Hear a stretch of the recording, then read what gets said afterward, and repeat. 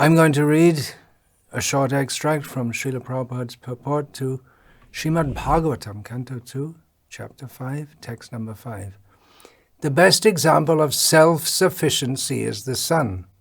The sun does not require to be illuminated by any other body. Rather, it is the sun which helps all other illuminating agents, for in the presence of the sun, no other illuminating agent becomes prominent. This is important, self-sufficiency.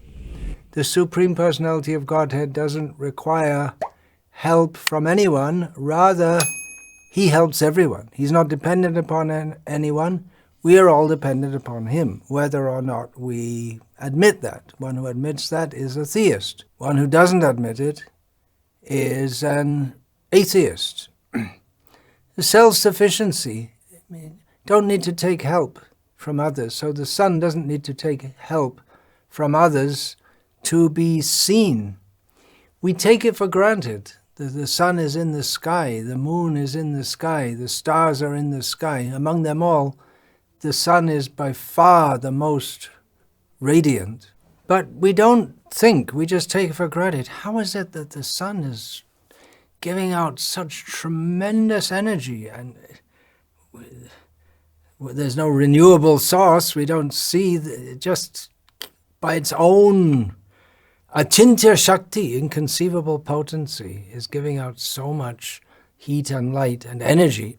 It's inconceivable to us. Of course, the scientists may try to explain it. Of course, the sun also derives energy from the Supreme Lord. But the example is there. When we see the sun, we can think of the Supreme Lord, how just like the sun is self-sufficient, doesn't need anything else to illuminate, so the Supreme Lord is self-sufficient in all respects.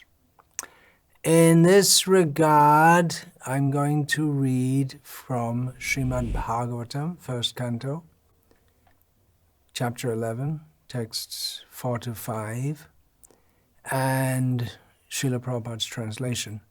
Tatropanita balayo ravedipam ivadritaha atmaramam purnakamam nijalabhena nityada prityut pula mukha prochur harshagat gadaya gira pitaram sarva suhridam avitaram ivar bhakaha. The citizens, this is the citizens of Dwarka, when Lord Krishna returns to his city, Dwarka. The citizens arrived before the Lord with their respective presentations, offering them to the fully satisfied and self-sufficient one, who by his own potency incessantly supplies others. So what's the point being made here? That the citizens are arriving with offerings to the Supreme Lord, who is fully satisfied. He doesn't need anything to satisfy him. And he's self-sufficient, means he doesn't need anything for his physical maintenance. And by his own potency, he supplies others. In other words, whatever the citizens are offering, he has supplied it to them in the first place. Therefore, the translation continues, these presentations were like the lamp offered during worship of the sun. Tatropanita balayo rave dipamivadritaha. It's like offering a lamp to the sun. During worship, a lamp is to be offered, whether we're worshipping Krishna or a demigod or Ganga or a Vaishnava. Formal worship requires offering a lamp. Offering a lamp to the sun? Yes. Even when worshipping the sun, we offer a lamp. So we may think, well, why? Why offer a lamp to the sun when the lamp, the little oil burning wick, is it seems ridiculous. But it is what's going on here when the citizens of Dwarka, or when we ourselves offer something to Krishna. What's going on? It's a formality in one sense, but it's an expression of respect. Puja means respect. And beyond respect, love. That's the point of Bhagavatam. First, we should respect the Lord. He is Om Namo Bhagavate Vasudevaya Janmadhyasya Yataha. He is the supreme respectable Lord, the source of everything, the maintainer of everything, the destroyer of everything. But over and above that, the Bhagavatam brings us to the platform of love of Krishna. So we offer things to Krishna with love. And we see here in Dwaraka, it's mixed, in as much as the citizens of Dwaraka are very much fully aware that Krishna is the Supreme Lord, but at the same time they love him as their own friend or relative, protector. The citizens began to speak in ecstatic language to receive the Lord, just as wards welcome their guardian and father. Reading from Srila Prabhupada's purport, the Supreme Lord, Krishna, is described herein as Atma Rama. He is self-sufficient, and there is no need for him to seek happiness from anything beyond himself. He is self-sufficient because his very transcendental existence is total bliss. See this. We should read Srila Prabhupada's books very scrutinizingly. Self-sufficient. Generally we think, well, self-sufficiency, we use that in relation to economics, how to live self-sufficient. We can live very simply on the land and get food, water from the land, and housing and everything we can get from the land, self-sufficiency. But here, Srila Prabhupada writes, he is self-sufficient because his very transcendental existence is total bliss. Now that his transcendental existence is total bliss, that brings us more to the idea of Atma Rama. He's fully blissed, he's fully satisfied in himself, but that is his self-sufficiency also, because our greatest need, even more than food and clothing and shelter, is for bliss. And Krishna is blissful. He is eternal. Continuing Srila Prabhupada's purport, he is eternally existent. He is all cognizant and all blissful. So that means Sat Chit Ananda. Therefore, any presentation, however valuable it may be, is not needed by him, but still because he is the well-wisher for one and all, he accepts from everyone everything that is offered to him in pure devotional service. That's his mercy, that to benefit us, he accepts our offerings. It is not that he is in want of such things, because the things are themselves generated from his energy. Now here we come to the point of the sun. The comparison is made herein that making offerings to the Lord is something like offering a lamp in the worship of the sun god. Anything fiery and illuminating is but an emanation of the energy of the sun.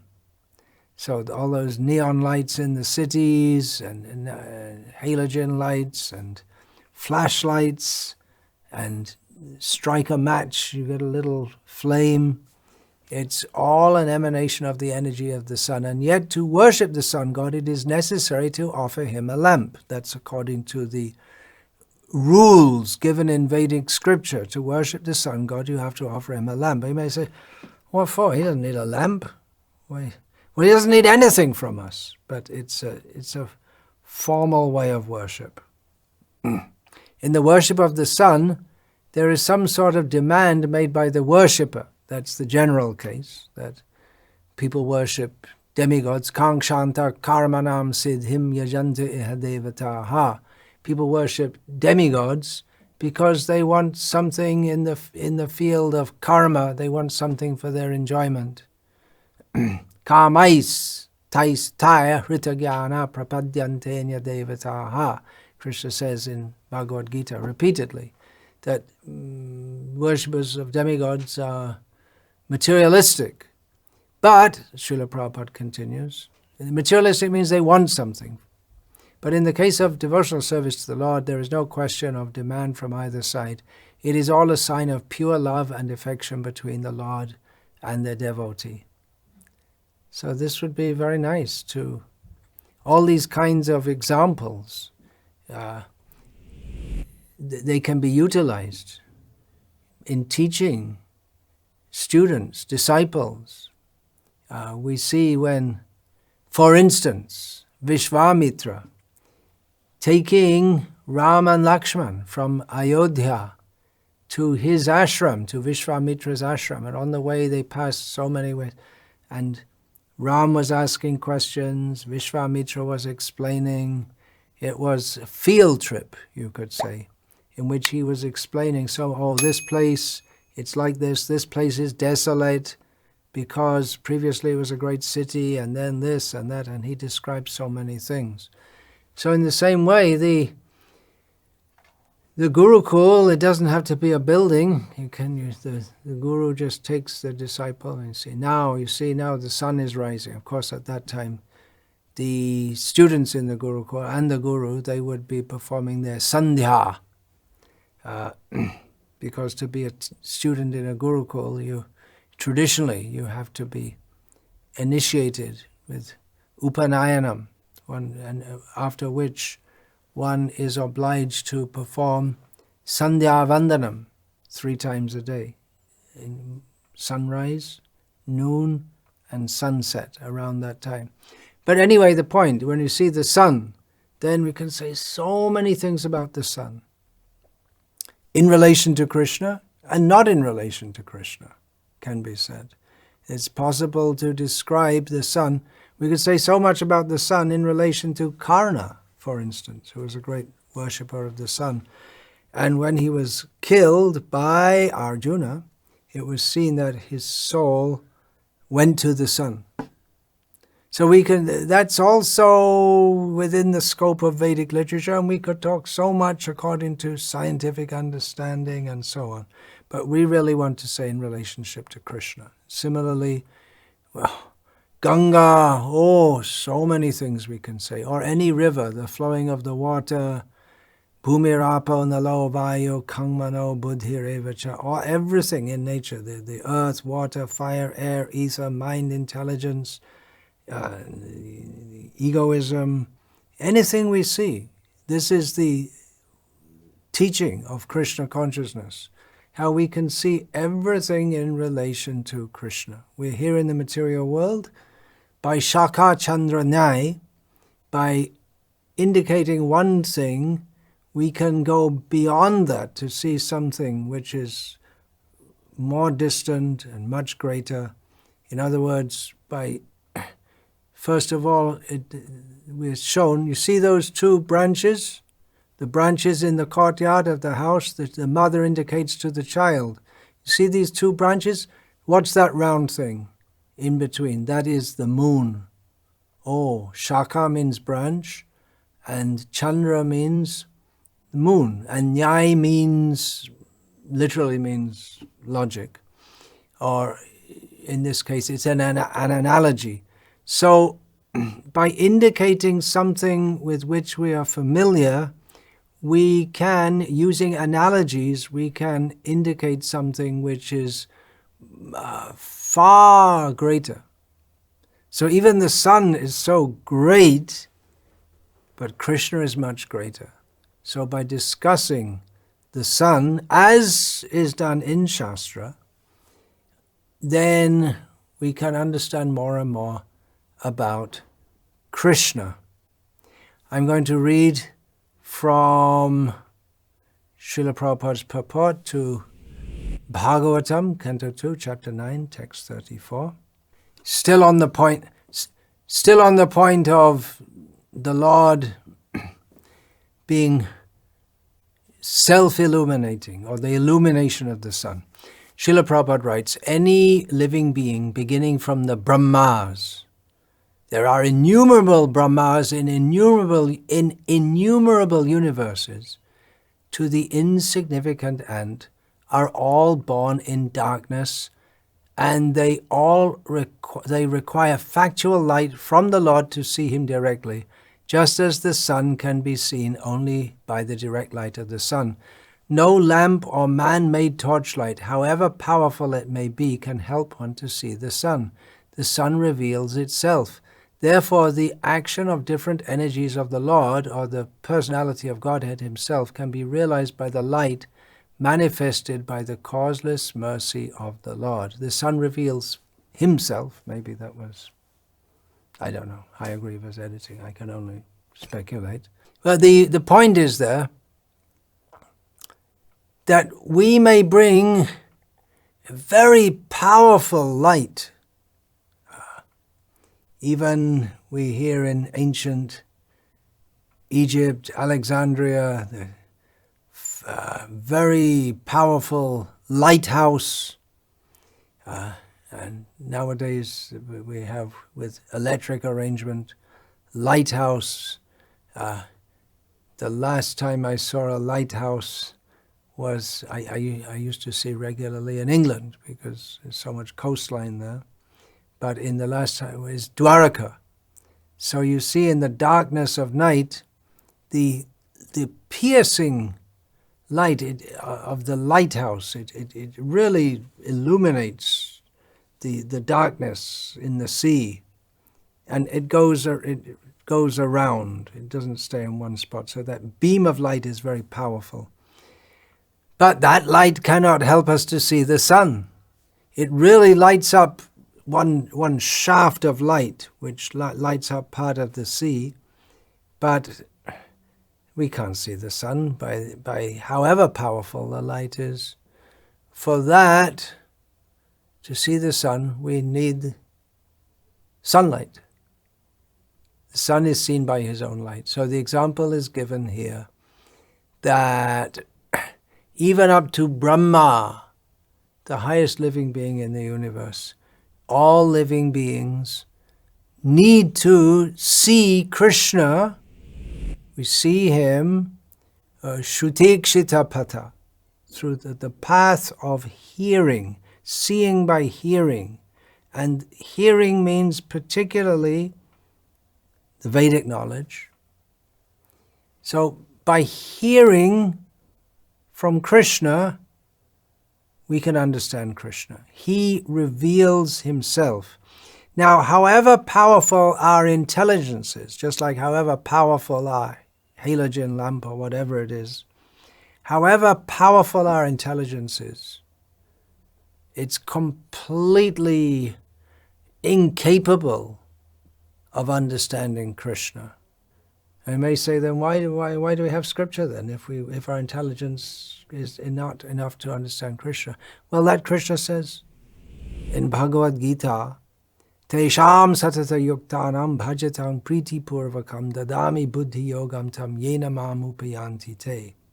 Tesham evanukam paratam ahama jnana jangtamaha nashyami atma bhavasto jnana deepena bhasvata. That Krishna gives the intelligence to persons who are very sincere to approach Krishna.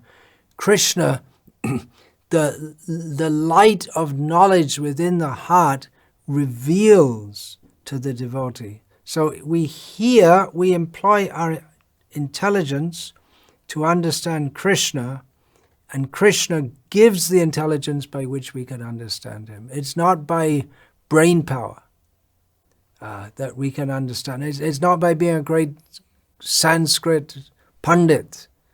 There's no way by being a great scientist. Actually, we see people, the more educated they are, the more atheistic they become, generally, with the present system of atheistic education. It shouldn't be like that. One who's actually educated should come closer to God. That's actual education. So that's another point. When we see the sun, we can think, oh, the sun. We can only see the sun by the sun, so we can only see Krishna by Krishna's mercy, by the light he gives in the form of the Vedic knowledge. Now, this example of the sun being illuminating is also applied in the sense of ascending versus descending knowledge. And it's in the purport which I just read, it's implicit there, but I'm going to read now. I'm going to read now from a purport from the 11th canto of Bhagavatam, which is based on the previous Acharya's commentary.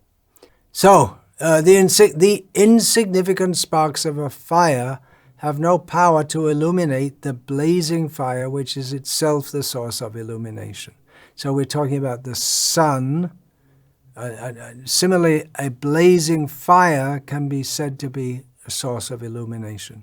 Just as the sun, we say the sun is the source of illumination of everything in the universe. So a fire is also a source of illumination. If you have a fire in a field, it lights up everything around it. So continuing this purport. Similarly, the tiny living entity who is like a spark of the Supreme Personality of Godhead cannot illuminate the personality of Godhead by his insignificant intellectual power. It's the same example given, but with taking the example of a blazing fire and a spark. Now, again, the example of the sun comes.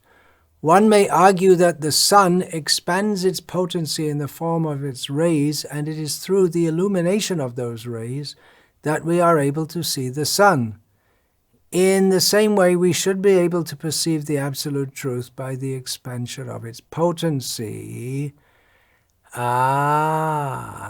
say that, well, we can see the sun by the sun, so we should be able to perceive the absolute truth by the expansion of its potency. If we say that, well, I'm also a jiva, I'm part of the absolute truth, so I should be able to understand the absolute truth.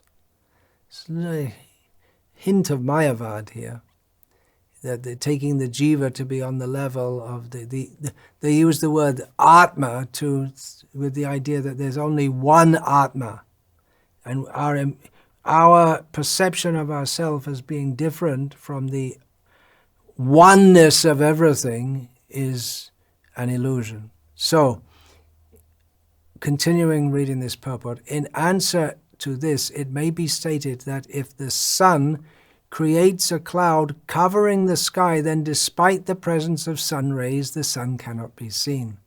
Yet the sun rays still come through the cloud, otherwise on a cloudy day, we wouldn't be able to see anything. But we can't see the sun when the sun is covered by a cloud. The sun rays still come through, but the sun is not seen. Therefore, ultimately, the power to see the sun depends not only on the sun's rays, but on the presence of a clear sky, which is also an arrangement by the sun.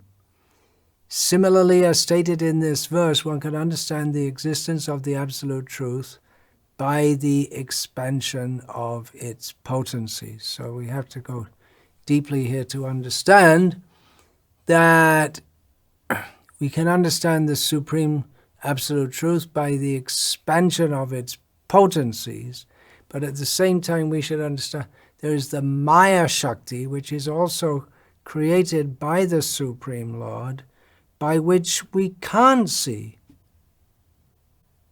the Supreme Lord. And therefore we're ultimately dependent upon the Supreme Lord to see him, just like we can hypothesize on a cloudy day where the light is coming from, but we don't see the sun. So we can hypothesize so many things, what is the absolute truth, but when he reveals himself, then everything becomes clear. So all these philosophical truths we could understand in relation to the sun. And another example given in relationship to the illumination of the sun. This is from Bhagavad Gita, chapter 13, which discusses the Kshetragya yoga, the yoga or the discussion of the field and the knower of the field. So this chapter discusses the living entity within material nature, Purusha Prakritisto Hi, and the Supreme Personality of Godhead who accompanies the individual jivas in the form of Paramatma. This is the subject matter of this chapter. And chapter 13, text 34, Yata prakashyatyeka kritsnam lokamimam ravihi kshetram kshetri tata kritsnam prakashyati bharata. So again, the word Ravi, we had that also in the verse which I quoted from Bhagavatam, first canto. Ravi is the name of the sun. So Srila Prabhupada's translation here, O son of Bharat, as the sun alone illuminates all this universe, so does the living entity, one within the body, illuminate the entire body by consciousness. Eka, yata prakashyat eka. Eka means alone, one. So the illumination of the sun can be understood in another way. Another lesson we can take from the illumination of the sun, that the sun illuminates all the universe. And we may think, well, how did people know about that at the time of Bhagavad Gita? Because they didn't have rocket ships and telescopes. And they knew from the Shastra. The sun illuminates the whole universe. The sun illuminates all this universe. We may say, well, there are stars and moon, but as we've heard, even their light is dependent on the light of the sun. So another example is given in this verse. Kshetram kshetri. The field, that's the body, and this, here kshetra refers to the body, and kshetri refers to the soul within the body. So the point being made here is that just as the sun illuminates the whole universe, so the presence of the living entity within the body spreads consciousness to the entire body, which is like illumination. It's an energy. It's something which we can experience, but it's philosophically very difficult to understand, which Srila Prabhupada alludes to in his purport. I'll read from Srila Prabhupada's purport. There are various theories regarding consciousness. What is consciousness? Here, Srila Prabhupada continues, here in Bhagavad Gita, the example of the sun and the sunshine is given. Makes it very clear, very easy to understand, as the sun is situated in one place but is illuminating the whole universe. Now, of course, we know from the Vedic literatures the sun is not situated in one place. He's always moving, but the point is being made that from whichever particular place he's in at that time, the light spreads out everywhere. And during the course of a day, he illuminates the whole universe. Or every part of the universe, whatever light comes to it comes from the sun. So as the sun is situated in one place but is illuminating the whole universe, so a small particle of spirit soul, actually the sun, although so powerful, the size of the sun globe in relation to the universe is minuscule. Similarly, the size, although in one sense, the size of the soul can't be measured at all, but it's minuscule. We don't see it. It's tiny, tiny. Keshagra shatabhagasya shatata kalpitasya va. Kalpitasya cha. Jiva sukshma swarupo yam. The form of the jiva is very, very small compared to cutting the tip of their hair 100 times, and then again taking that and cutting it 100 times. 1/10,000th the 1/10,000th size of the tip of a hair. Sankhya tito hichit karnaha. And how many such jivas are there so tiny? Uncountable. They're all a particle, a tiny particle of consciousness. So every one of them, when the jiva in the material world enters a particular body, being placed there by the Supreme Lord. So the size of the jiva compared to the body is very small, but gives consciousness to the whole body. Just like the size of the sun in comparison to the whole universe is very small, but illuminates the whole universe. Right? The illumination spreads, of consciousness spreads. It may be a tiny mosquito or maybe a big elephant, but the consciousness spreads to the whole body. As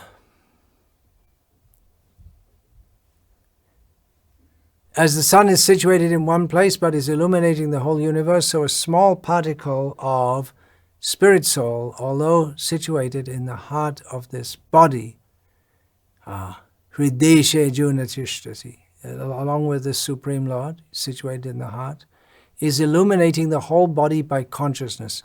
The consciousness is the proof of the presence of the soul, as sunshine or light is the proof of the presence of the sun. Again, it's so simple and so clear and superb. Just like if there's light, you may be sleeping in a dark room with the curtains closed. You draw the curtains and you can see, oh, it's daytime. I overslept. You may not see the sun directly, but you know the sun is present by the sunshine. So in the same way, if there's life in the body, there's consciousness in the body, it's proof of the presence of the soul. Continuing from Srila Prabhupada's purport, when the soul is present in the body, there is consciousness all over the body, and as soon as the soul has passed from the body, there is no more consciousness. It's very interesting and relevant discussion about this in the Science of Self-Realization, in which Srila Prabhupada writes a letter to a heart surgeon in Canada regarding the presence of the soul and the non-presence, which means death, when the soul leaves the body. It's very interesting. I recommend take some time out and find the book, The Science of Self-Realization, and find, I believe the Dr. I think Dr. Bigelow, whatever his name is, it's right there. So Krishna, this is the point. Krishna is the one source. Yata prakashyat eka, one source. Kritsnam lokam imam ravihi. Krishna is the one source of light and energy, illuminating and nourishing everything. So that's another understanding. It is somewhat different from the one of spreading consciousness. But once he leaves the body of any creature, once he decides, okay, time up, time for you to go, and then although he's situated everywhere, he ceases to accompany the soul within the body. Once he leaves the body of any creature, the body cannot be maintained. Although those who experiment with medical science, they'll give some electric shock and pump some oxygen and try to keep it going. They may even keep the body going, make a pretense of keeping the body alive just to get more money. That happened recently with one of our devotees. It seemed that they had him on, they had the heart beating and everything going. They were just doing it just to keep him alive because they were charging 1 lakh a day. These things are going on, as Srila Prabhupada would say. Now, I'll read from Bhagavatam, Canto 2, Chapter 6, Text 17. Swadhishnam pratapan prano bahischa pratapatyasau evang virajang pratapangs tapatyantar bahi puman. The sun illuminates both internally and externally by expanding its radiation. Similarly, the Supreme Personality of Godhead, by expanding his universal form, maintains everything in the creation, both internally and externally. So the sun illuminates both internally and externally. What does that mean? Well, obviously everything external to the sun is illuminated by the sun. But even within the sun globe, there's light also. So both internally and externally, the sun, by expanding his radiation, illuminates everything. So what does this mean? What does this example show? I'll read from the purport by Srila Prabhupada. The universal form of the Lord, or the impersonal feature of the Lord known as the Brahma Jyoti, is clearly explained here and compared to the radiation of the sun. The sunshine may expand all over the universe, but the source of the sunshine, namely the sun planet or the deity known as Surya Narayana, is the basis of such radiation. Similarly, the Supreme Personality of Godhead, Lord Krishna, is the basis of the impersonal Brahma Jyoti radiation, or the impersonal feature of the Lord. Yeah, so everything rests on the Brahma Jyoti, and Krishna, his universal form, is maintaining everything, watching everything from outside and watching everything from inside, within the heart of every living being. Andantarasta paramanu chayantarastam. He's situated within the whole universe. He's situated within the heart of every living being. So there are many deep philosophical considerations which we can have just by seeing the sun and see Krishna. Hare Krishna. Vancha kalpatarubhyascha kripa sindhubhyavacha patitanam pavanebhyo vaishnavebhyo namo namaha. Dante nidhaya churnakang padayo nipatya kritvacha kakushatam etaraham bravimi. Hey sadhava sakala eva vihaya durat Goranga Chandra Charane Kurutanuraga. Parivadatu Jano Yata Tata Va Nanumokaro Navayangchi Navicharayamaha. Hari Rasa Madhira Madati Mata Bhuvi Vilutama Nartama Nirvisha. Hare Krishna, Hare Krishna, Krishna Krishna, Hare Hare. Hare Rama, Hare Rama, Rama